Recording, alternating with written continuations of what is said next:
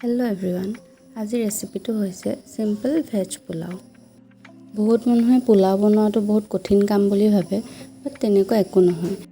প্ৰথমে মই 3 কাপ বাসমতি চাউল লৈছোঁ আৰু প্ৰায় 15-20 মিনিটৰ বাবে তিয়াই থৈছোঁ। বাকী ইনগ্ৰিডিয়েণ্টছৰ লিষ্টখন মই স্ক্ৰীনতে দেখাই দিছোঁ। প্ৰথমে আমি ঘিউ বা তেলত কাজুখিনি অলপ ৰঙচুৱাকৈ ভাজি আঁতৰাই থ'ম। একেখিনি তেলতে আমি প্ৰথমতে গোটা মছলাখিনি দি ল'ম। মই ইয়াত দিছোঁ জিৰা, কেইটামান ইলাচি, ডালচেনি আৰু তেজপাত। অলপ ভজাৰ পাছত আমি পিঁয়াজখিনি দিম।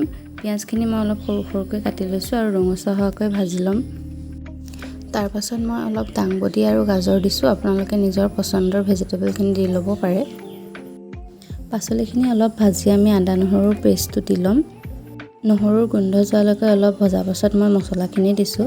মছলাত আছে জিৰা গুড়ি, ধনিয়া গুড়ি আৰু বিৰিয়ানী মছলা।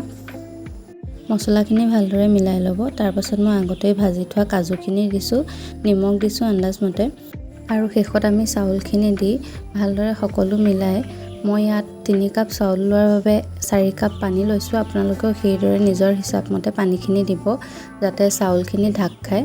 আৰু প্ৰেছাৰ কুকাৰত এটা চিটি মাৰিলতে আমাৰ পোলাওখিনি ৰেডি হৈ গৈছে।